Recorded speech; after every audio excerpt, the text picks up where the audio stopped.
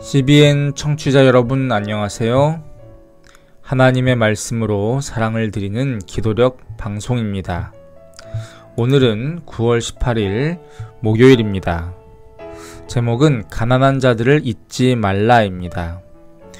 오늘의 주제 말씀을 제가 봉독해 올리도록 하겠습니다.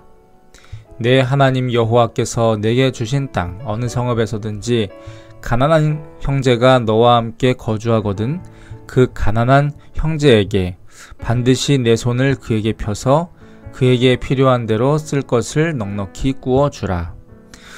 신명기 15장 7절과 8절의 말씀입니다. 찬미가 487장 귀하신 주여 날 붙드사 이 찬미를 함께 들으시고 이어서 말씀 듣도록 하겠습니다. 여기는 말씀의 방송 CBN 코리아입니다.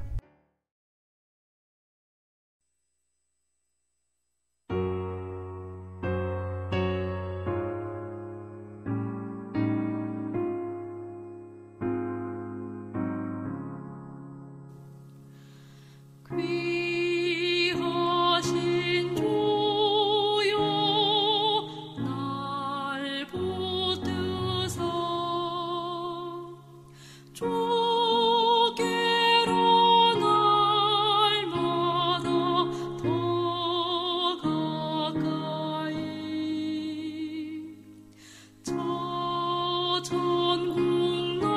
천국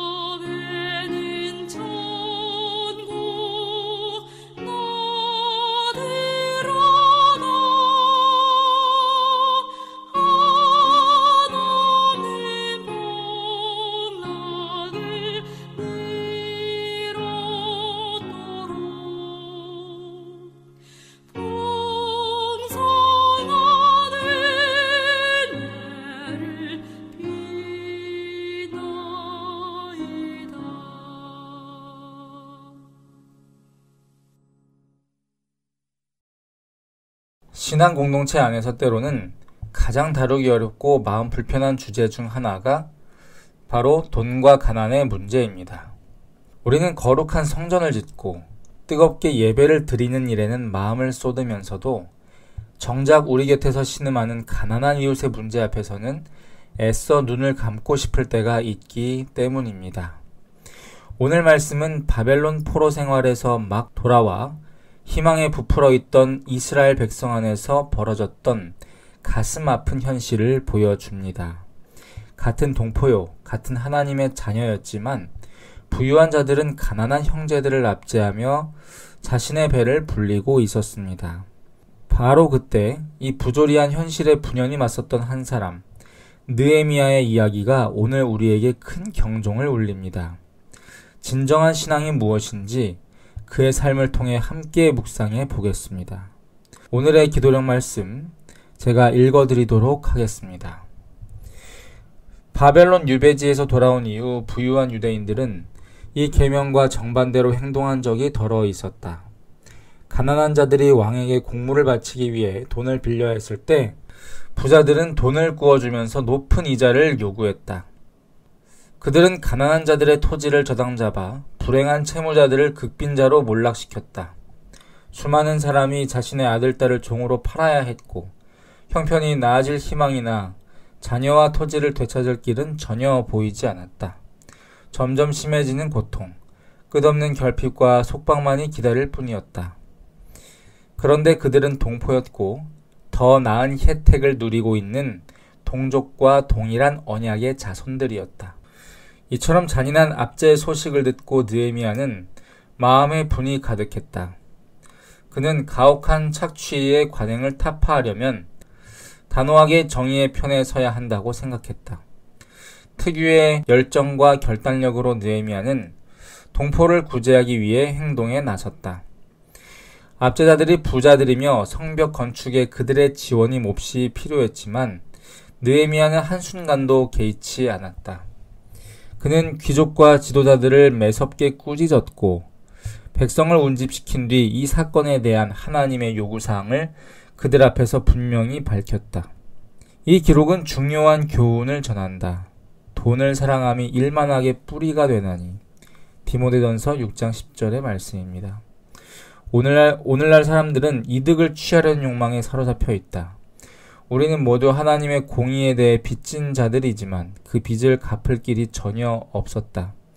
그때 하나님의 아들이 우리를 불쌍히 여겨 우리를 위해 값을 치르셨다. 그분은 가난해지셨고 이로 말미암아 우리는 부유해졌다. 우리가 가난한 이들에게 베푸는 너그러움이 우리에게 베풀어진 은혜에 대한 참된 감사의 표현이 될 수 있다. 선지자와 왕 647페이지부터 652페이지에 있는 말씀입니다. 그렇습니다. 느헤미야는 성벽 재건이라는 거대한 과업을 눈앞에 두고 있었지만 그보다 더 시급하고 중요한 문제가 공동체 안에 있음을 보았습니다. 그것은 바로 무너진 성벽이 아니라 무너진 공의와 사랑이었습니다. 그는 부자들의 도움이 절실했음에도 불구하고 불의와 타협하지 않고 하나님의 정의를 선포하는 길을 택했습니다. 오늘 본문은 이 이야기를 우리 각자의 삶으로 가져와 아주 중요한 영적 원리를 깨우쳐 주고 있습니다. 우리가 어떻게 가난한 이들을 대하는가는 우리가 하나님께 받은 은혜를 얼마나 깊이 깨닫고 있는지 보여주는 시금석이라는 것입니다.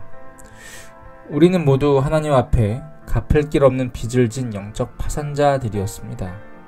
그런 우리를 위해 예수님께서 스스로 가난하게 되심으로 우리를 하늘의 부요로 채워주셨다는 것이죠. 이 아침 이 놀라운 은혜 앞에서 우리의 삶을 돌아보면 좋겠습니다. 혹시 나는 내가 받은 구원의 은혜와 내 지갑 속의 물질을 별개의 것으로 여기며 살고 있지는 않습니까? 나의 풍요를 위해 주변의 어려운 이웃을 외면하고 있지는 않습니까?